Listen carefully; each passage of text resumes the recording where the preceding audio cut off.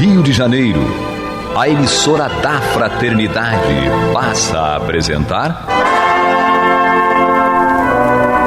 Luz na Penumbra, programa que leva ao seu coração a mensagem da doutrina espírita.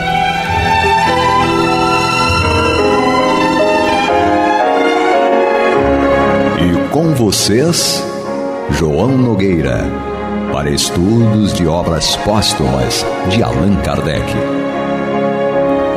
Bem, meus queridos amigos e irmãos, aqui estamos nós, mais uma vez com muita alegria para levar até vocês o programa Luz na Penumbra, estudo de obras póstumas, como disse nosso Renaud, e hoje aqui na companhia da minha irmãzinha querida, Fátima Miranda. Isso, que Deus nos conduza, Jesus nos inspire, não é? Verdade, só Ele mesmo, né? A gente tem aqui só que ficar de ouvidos, isso, entre aspas, abertos. É o esforço em educar o pensamento, não é? É isso aí, com certeza. E o nosso estudo de obras póstumas entra hoje no capítulo sobre a segunda vista. E como sempre vamos fazer a leitura de algum trechinho, porque é um trecho bem grande. E Kardec começa dizendo que é sobre o conhecimento do futuro e as previsões. Vamos ver o que ele fala sobre isso, lembrando mais uma vez que Obras Póstumas não foi editado nem publicado por Kardec, porque foi, como diz o nome, publicado após o seu desencarne. São vários textos que foram encontrados por sua esposa, Amélie Gabrielle Baudet, e juntamente com Ley-Marie, eles publicaram o livro Obras Póstumas. Então vamos ao texto. Conhecimento do futuro, previsões. Desde que no estado sonambúlico as manifestações da alma se tornam, de certo modo, ostensivas, fora absurdo supor que no estado normal ela se ache confinada de modo absoluto em seu envoltório, como o caramujo em sua concha. Não é de maneira alguma a influência magnética que a desenvolve. Essa influência nada mais faz do que a tornar patente pela ação que exerce sobre os órgãos corporais. Ora, nem sempre o estado sonambúlico é condição indispensável a essa manifestação. As faculdades que se revelam nesse estado desenvolvem-se algumas vezes espontaneamente no estado normal em certos indivíduos.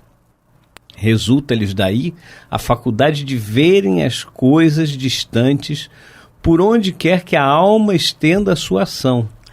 Veem, se podemos servir-nos desta expressão, através da vista ordinária, e os quadros que descrevem, os fatos que narram, se lhes apresentam como efeitos de uma miragem.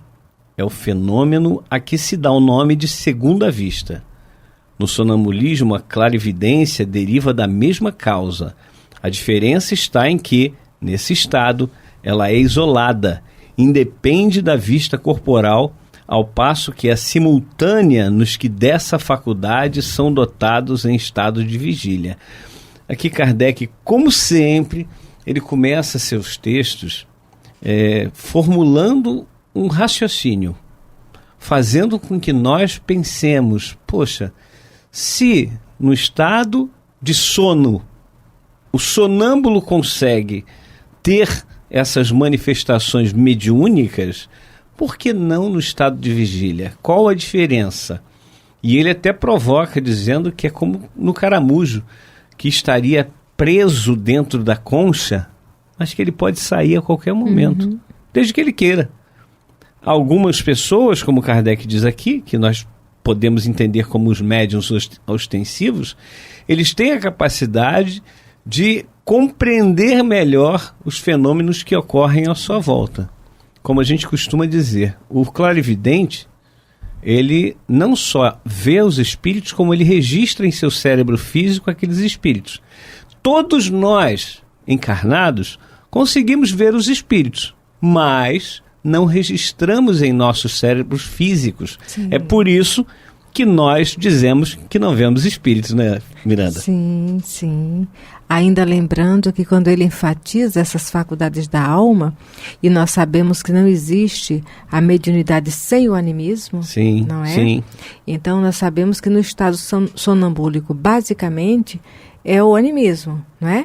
E através dele acontece também a mediunidade. Da mesma forma que acontece nesse estado de transe do sonambulismo, pode também o ser em estado normal de vigília, ele ter essa percepção e esse registro que ele fala da psicometria, não é? Que ele vê à distância, ele faz leituras e, dependendo daquilo que ele vê e como ele vê, a mediunidade também acontece. É verdade. E Kardec Sim, fala exatamente a respeito da questão da segunda vista, Isso. que é como se visse... Nós enxergamos o mundo espiritual. É porque é tão sutil, nós ficamos tão limitados ao aparelho físico, É verdade. que quando as situações se fazem mentalmente, parece que nós desacreditamos. E daí vem aquela ideia de que muito médium foi tomado por esquizofrênico. Louco, exatamente, é isso mesmo. Então, muitos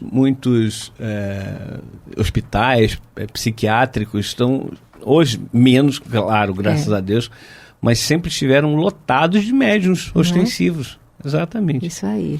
E já, você estava falando agora, nós estávamos nos lembrando que ao longo da história, muitos autistas foram catalogados como esquizofrênicos também, não é? Quer dizer, a mente humana, com tudo que Kardec nos traz com o amparo da assistência dos espíritos, que ele vem catalogar o que os espíritos trazem, mas quanto temos ainda a descortinar. É verdade. Costumamos dizer que nós estamos engateando em doutrina espírita. Muitas pessoas acham, eu acho que esse número até está diminuindo, graças a Deus, mas alguns, digamos, acham que a doutrina espírita está ultrapassada. Assim como dizem que Jesus está ultrapassado. E aí eu penso assim, vem cá, quanto tempo tem os 10 mandamentos? Mais ou menos 3.500 anos. Será que nós já conseguimos cumprir esses 10 mandamentos? Tá, 5. Tá, 2. 1 sequer. Então, não está ultrapassado à medida que nós não conseguimos compreender e praticar aquilo.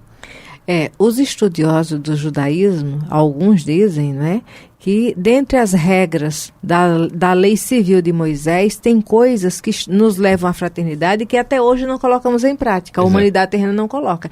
Então, imagina os 10 mandamentos que é a ética divina para a humanidade. Exatamente. Né? E aí depois vem Jesus dizendo, olha... Lá no Sermão do Monte ele começa falando: ouvistes o que foi dito aos antigos? Eu, porém, vos digo. É uma contraposição e muita gente diz que ele veio cumprir a lei, como está mal colocado em algumas traduções, né? Que Jesus não veio abrogar, não veio destruir as leis, mas sim cumpri-las. Não é isso. Jesus veio, como lembra Pastorino, ele usa uma palavrinha em grego e uma palavrinha em latina, que está lá registrado, que é plerosai em grego e adimplere em latim. O que é isso? O que significam as duas? É a mesma palavra, só que uma em uma língua, outra em outra. É levar à perfeição, aperfeiçoar. Ou seja, eu não vim destruir a lei e os profetas, vim aperfeiçoá-las. Senão ele não dizia, ouviste o que foi dito aos antigos, eu, porém, vos digo. E ele diz... Ouvistes o que foi dito aos antigos, amarás o teu próximo e odiarás o teu inimigo. Eu, porém, vos digo, amai os vossos inimigos, orai pelos que vos perseguem e caluniam. É totalmente diferente. Será que a gente consegue fazer isso hoje?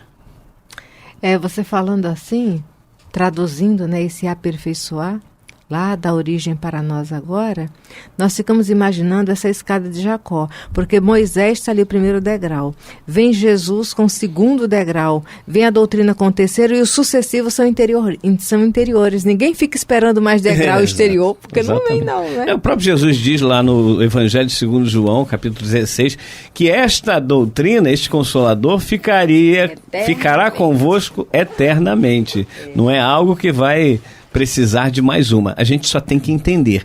E como a gente tem que compreender, ficamos muito satisfeitos porque muita gente já entende que a base fundamental da doutrina espírita é a codificação. Todos os outros livros que vêm depois podem ou não explicar... Facilitam a compreensão do que está lá muito profundamente colocado, mas que a nossa inércia mental dificulta, em alguns, o raciocínio imediato. Exatamente. Né? Exatamente. Raul Teixeira, quando se trata dessa situação de que o espiritismo está ultrapassado, num dos estudos, ele diz assim, que o espiritismo é um grande oceano e nós estamos ainda à beira da praia. Alguns já conseguiram pegar um barquinho, né? Mas esse barquinho é aquele barquinho a remo, em que é um barquinho bem pequenininho, que só cabe uma pessoa e vai remando contra as ondas. Isso.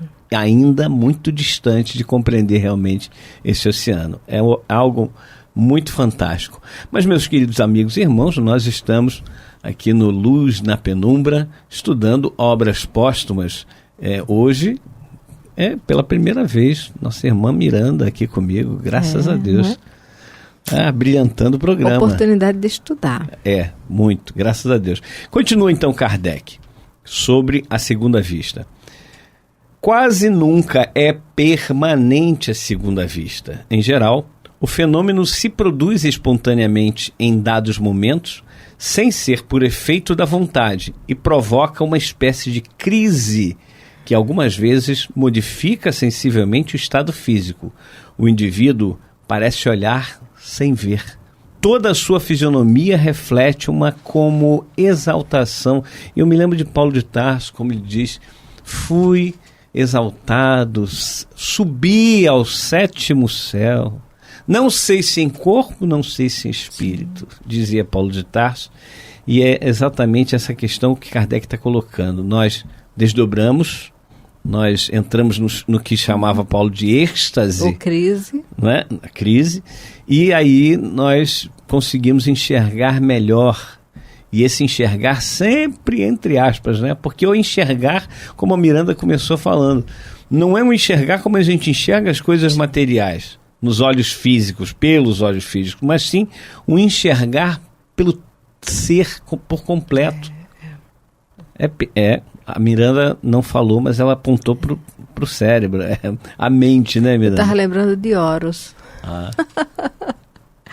Olha só, é muito interessante. Enquanto você está conversando aí, estamos nos lembrando que Eurípides Barçanufo, Antônio de Pádua tinham a bicorporidade. Mas antes desse momento de bicorporidade, deviam passar nesse estado de crise, dessa percepção à distância e se fazer presente onde se fazia necessário.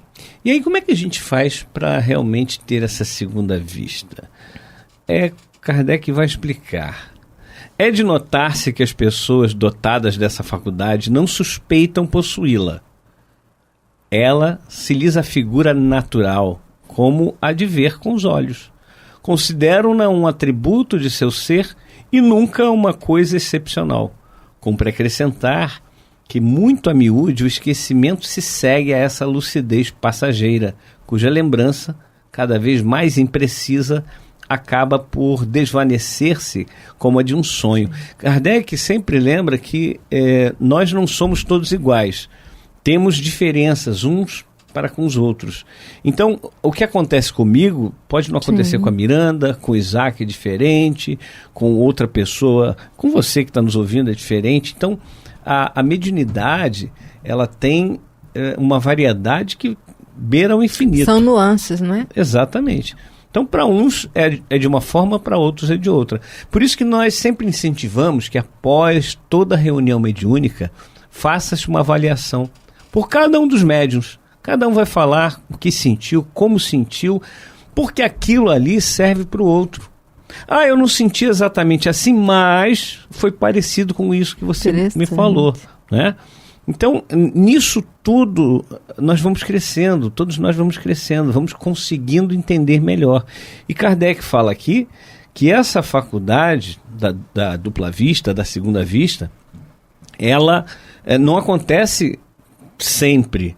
Ela pode acontecer em determinadas situações.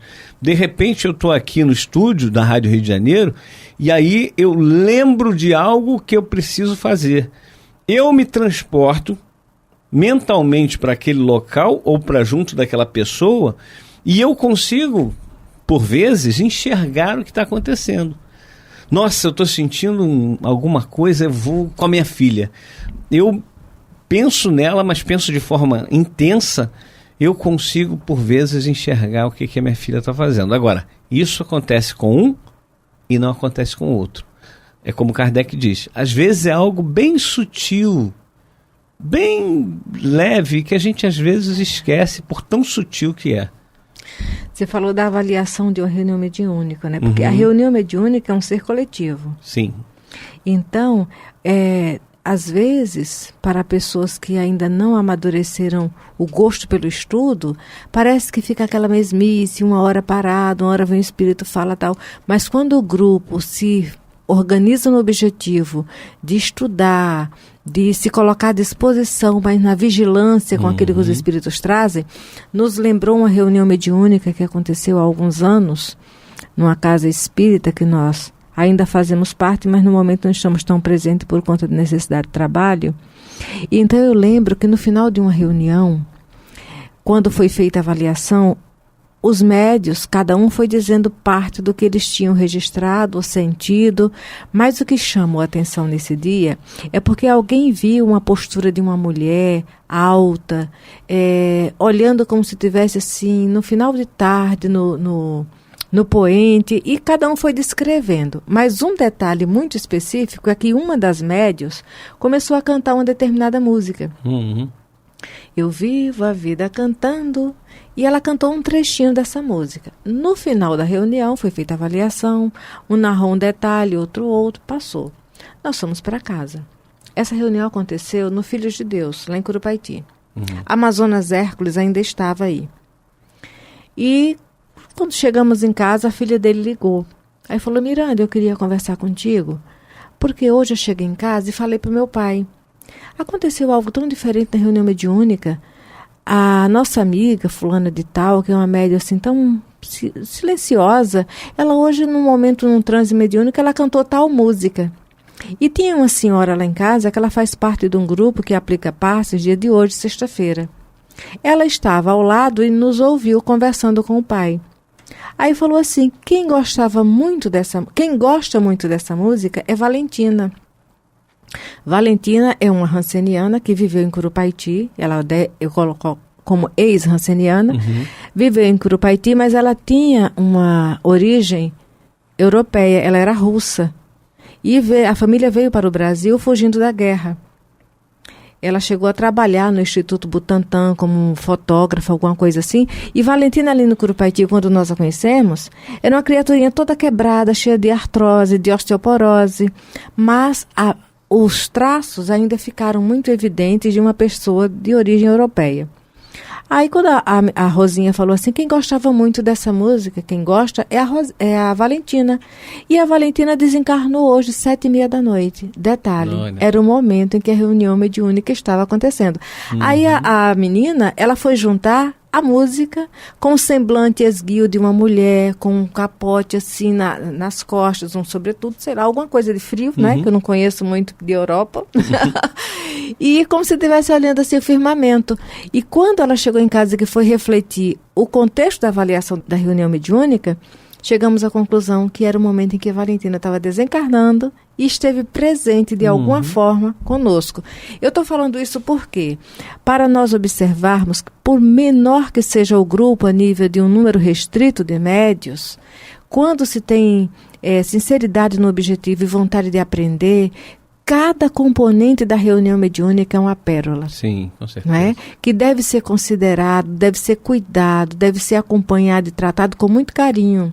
Sabemos que num grupo que lida com a mediunidade, existem experiências que são desafiadoras, porque nós vamos passar pelo animismo, vamos passar por certas situações de mistificação, onde todo mundo vai aprender se ficarmos vigilantes, não é? Sim. Mas a avaliação, como ela, quando o grupo está esforçado, ela vai trazer a comprovação dessa realidade do mundo espiritual em torno daquele momento. Verdade, é isso que a gente precisa fazer, né? Sempre avaliar, porque muitas vezes também, psicografias, nós recebemos várias psicografias. E aí, lembrando sempre Erasto, né? É melhor rejeitar 10 verdades do que aceitar uma só mentira ou falseada, né? Então, quando a gente faz uma avaliação, ali não está em avaliação a mediunidade de ninguém. Sim. Ali está a avaliação do trabalho efetuado naquele dia, naquela noite, enfim, e sempre primando pela verdade. Se algo estiver dúbio, se algo estiver em dúvida, é melhor descartar. E aí o grupo tem que se tratar como uma família mesmo, o grupo tem que entender que aquela avaliação não tem nada a ver com a pessoa do médium. Sim. É um laboratório, né? É isso aí.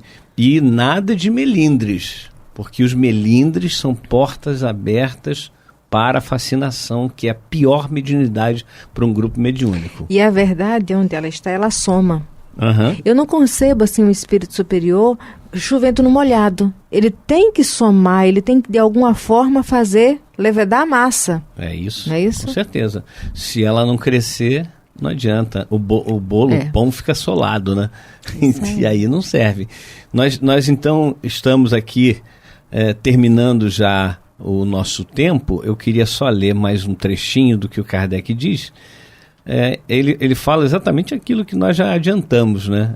Há infinitos graus na potencialidade da segunda vista, desde a sensação confusa até a percepção tão nítida quanto no sonambulismo. Há carência de um termo para designar-se esse estado especial e, sobretudo, os indivíduos suscetíveis de experimentá-lo. Tem-se empregado a palavra vidente, que, embora não exprima com exatidão a ideia, adotaremos até nova ordem em falta de outra melhor. Ou seja, o vidente é todo aquele que vê os espíritos, né? Vê o mundo espiritual. E, mais uma vez, nós conseguimos ver, sim, todos nós, mas o nosso cérebro, porque a mediunidade está radicada no corpo físico e no corpo perispiritual, né? O corpo físico, ele é molécula a molécula moldado pelo perispírito. Então, se no corpo físico tem uma molécula específica, no perispírito tem essa molécula específica, que é a ligação. Então, a mediunidade se radica no perispírito e no corpo físico. Sim. Então, quando nós enxergamos os espíritos e dizemos que não vemos os espíritos, nós simplesmente não conseguimos registrar fisicamente no nosso cérebro. Se nós somos espíritos, é o nosso ponto idêntico. Fundamental, né, Miranda? É isso aí. É tão fácil, é tão simples. Continua Kardec. Se agora confrontarmos os fenômenos da segunda vista com os da clarividência sonambúlica, compreenderemos que o vidente possa perceber coisas que lhe estejam fora do alcance da visão ordinária. Olha aqui. Do mesmo modo que o sonâmbulo vê a distância, acompanha o curso dos acontecimentos, aprecia-lhes a tendência e, em certos casos, lhes prevê o desenlace. É isso que nós vimos comentando, que nós podemos, sim, ver a distância, mas cada um com seu grau de potencialidade, como usa essa palavra o Kardec. A clarividência faz com que nós possamos ver coisas que estejam realmente fora do alcance da nossa vista física.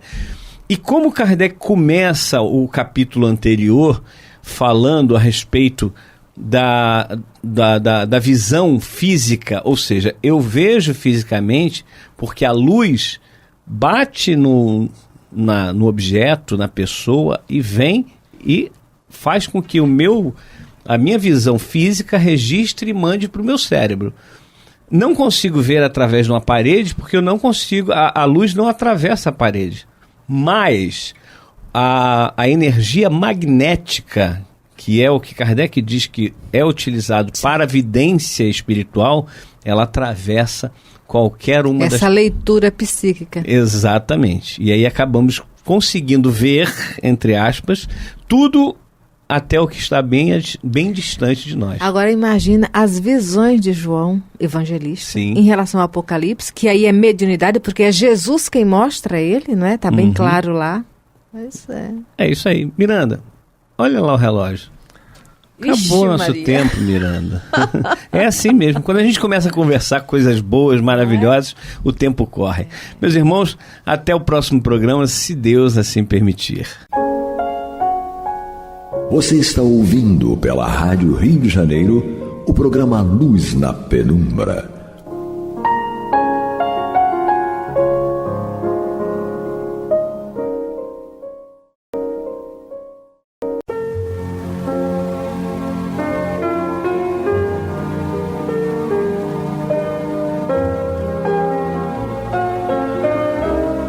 A Rádio Rio de Janeiro está levando ao seu lar e ao seu coração a mensagem consoladora da doutrina espírita, através do programa Luz na Penumbra. E agora com vocês, Marta Batista e Antônio de Pádua Barbosa. Olá, amigas e amigos ouvintes. Nós estamos chegando aos seus lares através do programa Luz na Penumbra, e no qual nós damos prosseguimento ao estudo do Evangelho segundo o Espiritismo.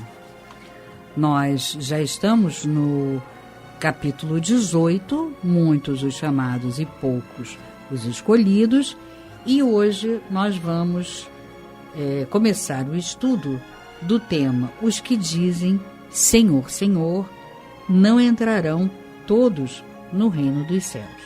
Então, esses itens 6, 7, 8, 9 são itens que vão dar prosseguimento àquela sequência proposta por Kardec, porque essa parte, de organizar a sequência ficou com Kardec, e ele vai então, através da proposta da parábola do banquete das núpcias, e depois nos mostrando a porta estreita, que é o caminho pelo qual nós chegaremos na festa das núpcias.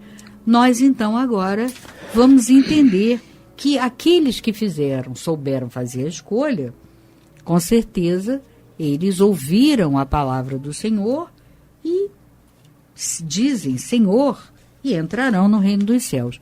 Mas aqueles que não entenderam, não seguiram, não quiseram se esforçar para entrar numa porta um pouco mais estreita, não quiseram deixar, como disse o Antônio no outro programa, as suas tralhas, as suas malas e toda aquela canquilharia que nós carregamos, totalmente inúteis ao longo das nossas existências, até que um dia você percebe que tudo aquilo é inútil e começa a deixar aquilo pelo caminho. Mas aqueles que ainda não perceberam isso, com certeza vão estar nessa condição aqui. Vão clamar, Senhor, Senhor. Quer dizer, eu falo, eu chamo, eu clamo pelo Senhor. Mas não entrarão no reino dos céus. Por quê? Aquilo é apenas uma coisa mecânica que ele se liga, ao dizer que ele é um religioso. Então ele diz, olha, eu sou um religioso, porque é isso que quer dizer aqueles que dizem Senhor, Senhor. Ele quer dizer que são os religiosos, que vão alegar, olha, eu sou um religioso, eu sou uma religiosa, eu fiz tantas coisas, eu fiz caridade, eu fiz isso, eu fiz aquilo, mas se você fez tudo isso do ponto de vista material e não do ponto de vista espiritual, você estava no espiritual, mas na realidade você estava mergulhado na matéria. Então são esses que vão clamar Senhor, Senhor e não vão entrar no reino dos céus. E para nos ajudar a refletir sobre isso, tem o nosso Antônio de Pádua aqui no estúdio que irá nos auxiliar. Eu vou dar já as boas-vindas a ele e pedir que ele comece a nos explicar um pouco sobre essa situação de nós clamarmos e não conseguirmos entrar. Olá, Antônio. Olá, Marta. Olá a todos. Veja bem, neste capítulo é muitos chamados e poucos escolhidos. Então são passagens de Jesus nas quais Kardec encontra essa situação. Como o caso do festim das bodas, ela distribui convite para o casamento, todo mundo foi chamado, mas escolhido só aqueles que estavam vestindo a túnica nupcial. Então a mesma coisa, Jesus mandou o convite, olha, praticai a caridade, ajudai, profetizai, expulsai demônios. Isso é um convite para todos. Todos aceitaram o convite, mas só vão entrar no reino dos céus os escolhidos. E aqui ele vai dizer qual é o parâmetro da escolha. Lá no outro, na parábola, ele dizia que era a túnica nupcial, que a gente entende que é o seu perispírito, sua mente já voltada para outras situações. Aqui é a mesma coisa, só que aqui não é uma parábola, aqui é uma citação, ele vai ser mais direto. Então, ele está aqui em Mateus. Nem todos os que me dizem, Senhor, Senhor, entrarão no reino dos céus. Apenas entrará aquele que faz a vontade de meu Pai que está no céu. Então, ele já deu um parâmetro. Ou seja, foram convidados para gritar Senhor, Senhor. Tudo bem, mas não basta. Agora, isso é o chamamento. Agora, qual é o convite? Qual é a escolha? Qual é o critério? Qual é a peneira aqui da escolha? Somente aqueles que fazem a vontade de meu Pai que está no céu. Falar Senhor, Senhor é o convite. Agora, a escolha, carimbar ali para escolher a mesa para sentar, para escolher ficar na festa, é fazer a vontade do Pai que está no céu. Mas aí muitos, nesse dia, vão dizer, mas Senhor, nós profetizamos em teu nome, ou seja, eu fiz essa parte. Nós expulsamos em teu nome o demônio, fiz essa outra parte. Nós fizemos muitos milagres em teu nome. Tudo bem, isso fazia parte do chamamento. Então eles direm em voz alta, afastai-vos de mim, vós que fazeis obras da iniquidade. O que ele está dizendo com isso? Não basta vocês atenderem meu convite e fazer isso aí da boca para fora. Fazer com iniquidade é dizer, fazer com injustiça. Entendeu? Fez a sua moda. Não fez dentro da lei do amor e da caridade. E da justiça. Não fez. Fez a sua moda, a bangu, como falavam antigamente. Eu falei Senhor, Senhor, eu profetizei, eu fiz palestra, eu dei passe, distribuí cesta básica. Mas como foi isso? Como é que foi feito isso? Você estava dentro do amor de Deus fazendo isso? Ou está fazendo só para a carteirinha, bônus hora? Então, essa é a diferença muito sutil que a gente não percebe às vezes. Está fazendo achando que está fazendo. O assistido está bom para ele. Está recebendo. Mas você não conte com isso como passaporte carimbado. Com certeza. Tem algo mais aqui. Então, segue aqui ainda em Mateus. Aquele, pois, que ouve estas minhas palavras e as pratica, será comparado a um homem prudente que construiu sua casa sobre a rocha. Quando caiu a chuva, os rios transbordaram, sopraram os ventos sobre a casa. Ela não ruiu por estar edificada sobre a rocha. Então, aqueles que ouviram a palavra de Jesus e cumpriram fielmente, que a palavra de Jesus é a palavra do Pai, que está no céu, esses são aqueles que fizeram com uma casa na rocha. A casa ficou sólida, dizer, praticaram tudo aquilo que Jesus pediu, mas ouviram as palavras dele e praticaram com amor, justiça e caridade.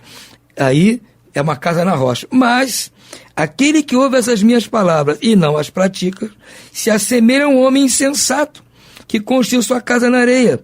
Quando a chuva caiu, os rios transbordaram, os ventos sopraram e vieram açoitar, ela foi derrubada e grande foi sua ruína. Ou seja, quando você tenta fazer toda aquela casa, aquele ethos que Jesus propôs para você, mas você não tem solidez lá do alicerce da casa, na pedra, que essa solidez é feita pela lei de justiça, de amor e caridade, pela lei da equidade, você está agindo, construindo uma casa sem esse fundamento.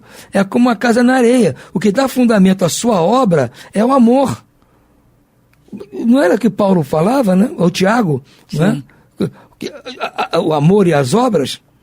Tem que ter, a obra tem que ser feita, mas tem que ter o amor junto. Não adianta fazer só obra. Tem que ter o amor. E não adianta só o amor, tem que ter obra. Amor só sem obra também não resolve. Estão juntos. O amor, a fé, a esperança e a caridade. Tem que estar junto. Então, é o que ele diz aqui. O outro parâmetro que ele dá como exemplo. É a casa sólida ou a casa na areia. Que é o padrão para ser escolhido.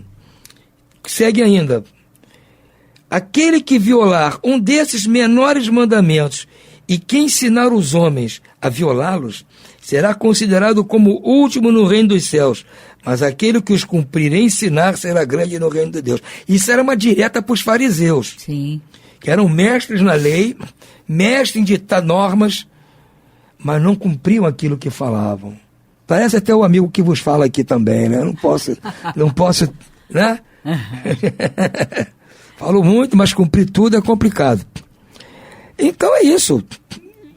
Agora, aquele que conseguir ouvir essas palavras sem violar nenhum dos mandamentos, faz e cumpre, que ensinar a não violá-los será considerado grande no reino dos céus. Mas agora aquele que violar um mandamentozinho desses que você mesmo prega, mas viola, aquele que ensinar os homens a violá-los, aí esse é pior ainda. Nossa. Ensinar, né? Será considerado como último no reino dos céus. Porque não adianta eu ter toda a sabedoria aqui, ensinar muitas coisas, mas não pôr em prática. É claro que eu não vou botar 100% em prática, Marta, senão eu nem estaria aqui a essa altura. Eu estava lá na espiritualidade mandando eflúvios de amor para todo mundo. Não é isso. Estou aqui aprendendo junto com... Eu falo, estou aprendendo. Estou falando, estou aprendendo. Mas eu me esforço para tentar, cada dia que passa, violar menos. Porque eu estou de olho nisso aqui. Eu recebi o convite, eu aceitei o convite. Agora, eu quero ser escolhido. Pode ser que eu não seja dessa vez, mas quem sabe a reencarnação me permite isso.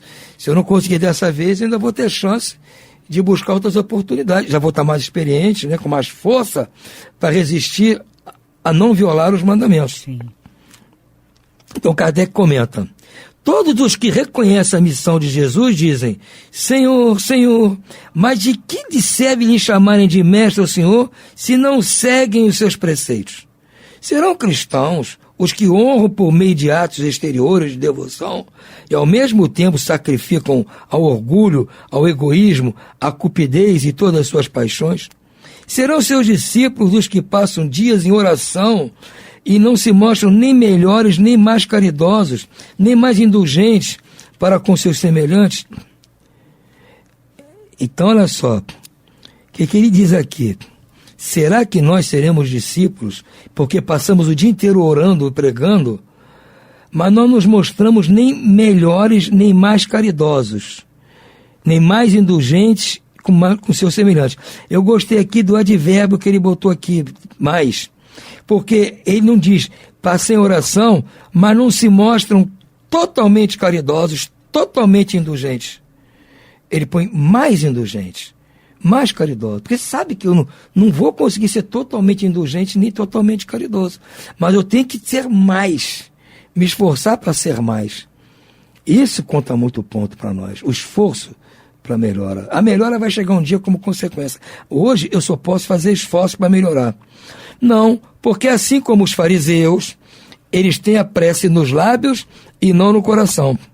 Pela forma poderão impor-se aos homens, ou seja, pela maneira de falar, pela minha pregação, pela expulsão de demônios, por curas. Isso eu vou impressionar todo mundo, mas não vou impressionar a Deus. Ele sabe o que está lá dentro de mim. É em vão que dirão Jesus: Senhor, Senhor, nós profetizamos, isto é, nós ensinamos em teu nome, expulsamos demônios em teu nome, nós comemos e bebemos contigo, Jesus. Ele vai dizer: não sei quem sois, vaza, afastai-vos de mim, vós que cometeis iniquidades, vós que dementis com os atos o que dizeis com os lábios, que caluniais o vosso próximo, que espoliais as viúvas e cometeis adultério. É fácil não, Marta. Afastai-vos de mim, vós, cujo coração destila ódio e fel, que derramais o sangue de vossos irmãos em meu nome. Isso ia acontecer muito no futuro, né? Que fazeis correr lágrimas em vez de secá-las. Para vós haverá pranto e ranger de dentes, pois o reino de Deus é para aqueles que são brandos, humildes e caridosos. Não espereis dobrar a justiça do Senhor pela multiplicidade das vossas palavras e das vossas genuflexões. O único caminho que vos está aberto para achar desgraça perante Ele é o da prática sincera da lei do amor e da caridade. Não tem coisa mais direta É verdade. Do que isso, Marta? Isso valia para os fariseus e vale para nós. Nós somos fariseus reencarnados aqui, Marta. Eu devia ser um ajudante no fariseu daqui. Naquela época eu não tinha capacidade de ser fariseu, mas devia ser um ajudante no fariseu daqui. Estava aprendendo todas aquelas malandragens com eles. Falar, mas na hora H de praticar é mais complicado. Agora caiu a ficha. Sim. Caiu a ficha. E eu tenho aqui a esperança de que tenho como resolver isso. Não vou levar 2000 anos para resolver, se Deus me ajudar, me permitir. Não vou levar 2000 anos que eu perdi aí, não. Eu vou tentar resolver isso em menos tempo. Já estou determinado. Agora, o uso do cachimbo faz a boca torta. Vai ser difícil agora minha boca voltar para o normal. Tantos anos fumando cachimbo. Mas já parei de fumar o cachimbo. Mas a boca ainda está torta. Vai levar tempo. Talvez um outro corpo para vir com a boca mais perfeita, sem o defeito provocado pelo cachimbo. Porque é o jeito. Então, essa esperança que nós temos que ter no coração. Palavras são duras, mas são boas, são necessárias, são de proveito para nós. Agora, temos que encarar isso como um pai, como um irmão mais velho que está nos dizendo, é assim, não vou iludir vocês.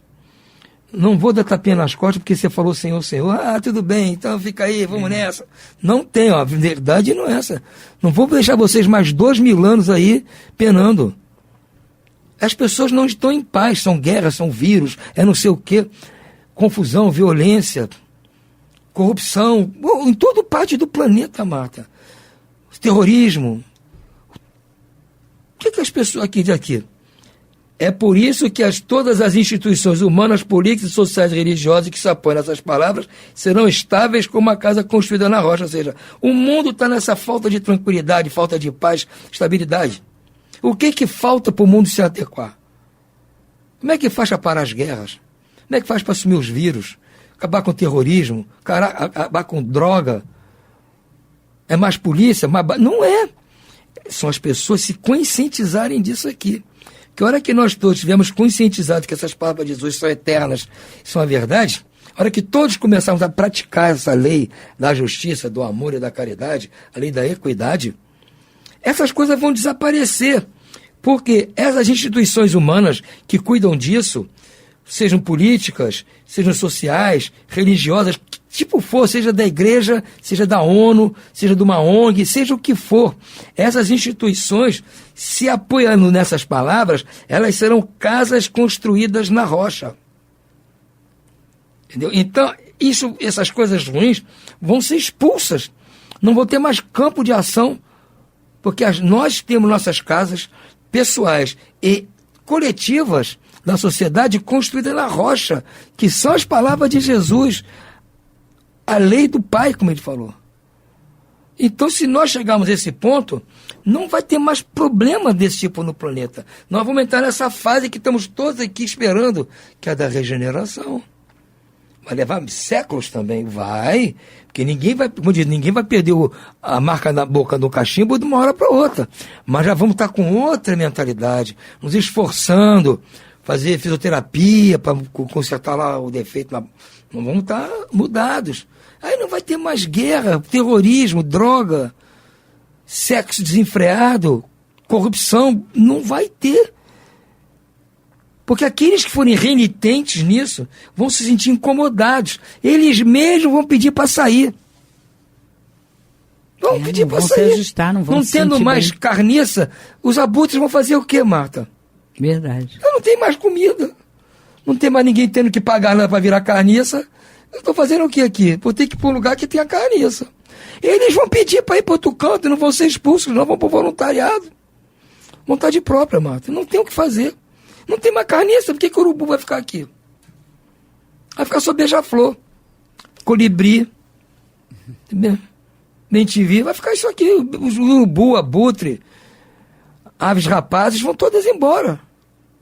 E vão ficar aqui. Porque quando nós nos conscientizarmos disso, os homens as conservarão, porque nelas encontrarão a sua felicidade. Mas as que forem uma violação daquelas palavras serão como casa edificada na areia. O vento das revoluções e o rio do progresso as arrastarão.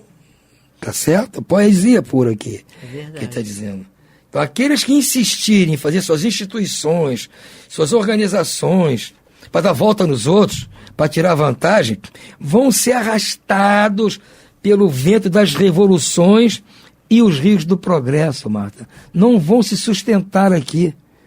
É igual aquela casa dos porquinhos que o lobo mal soprou e foi embora. O prático, o irmão mais velho, fez a casa de concreto, de tijolo, com alicerce. O lobo soprou e não conseguiu. Até que desistiu.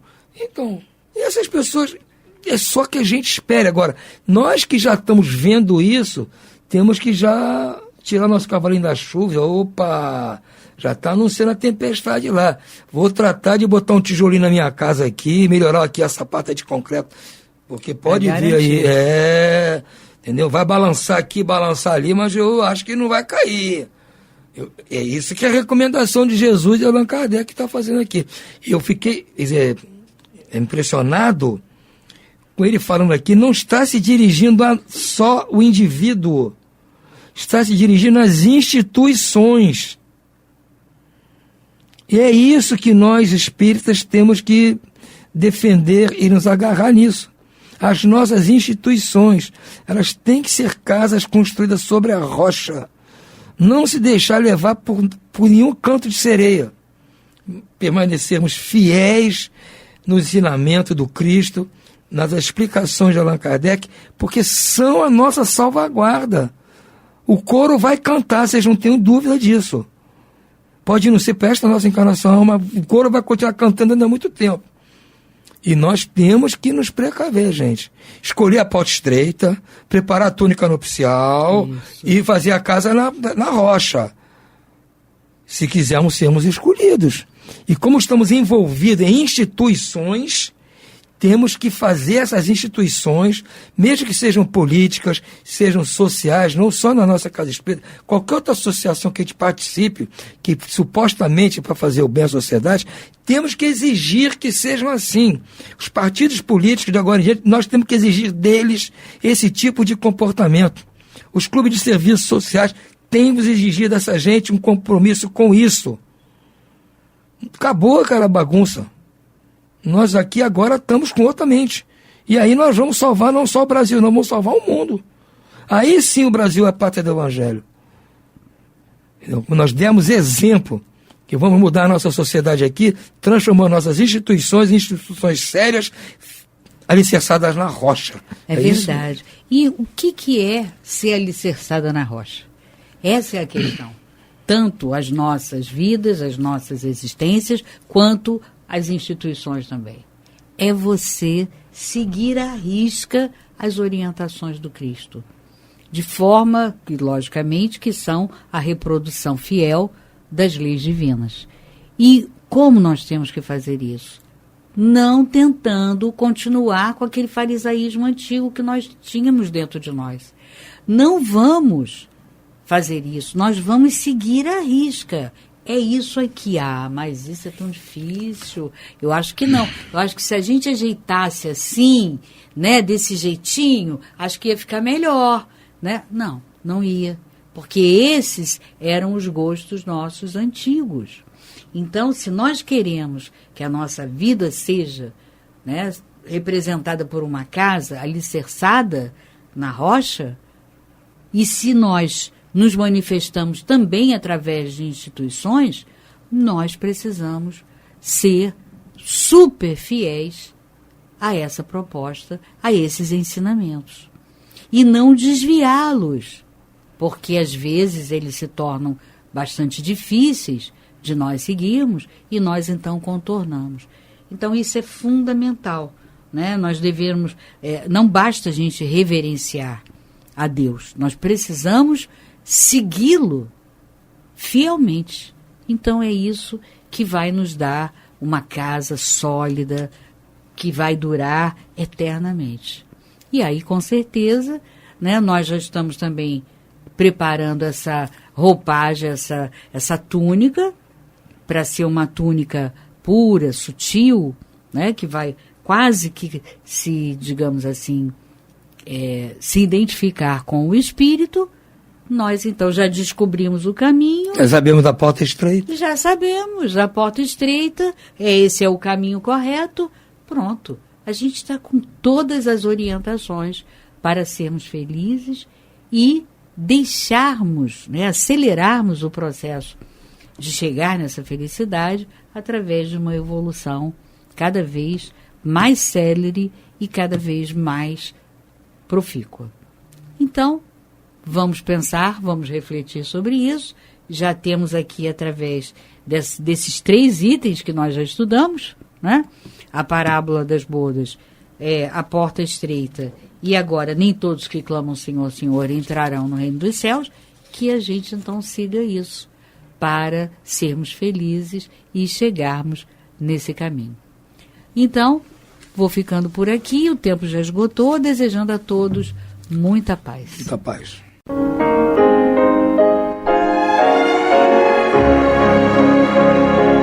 E vamos ouvir agora a prece de encerramento de nosso programa, na voz de Geraldo de Aquino.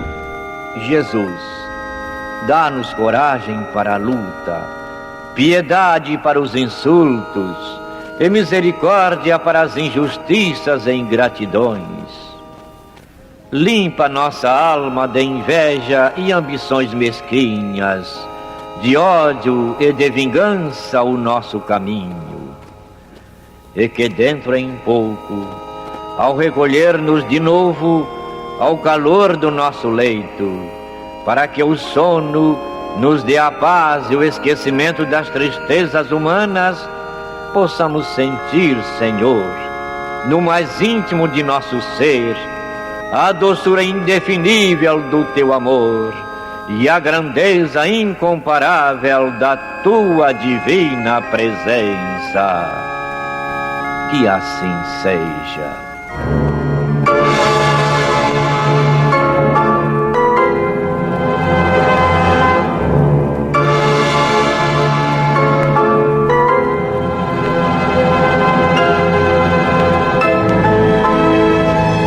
Acabamos de apresentar o programa Luz na Penumbra, que voltará a ser apresentado amanhã às 21 horas nesta emissora.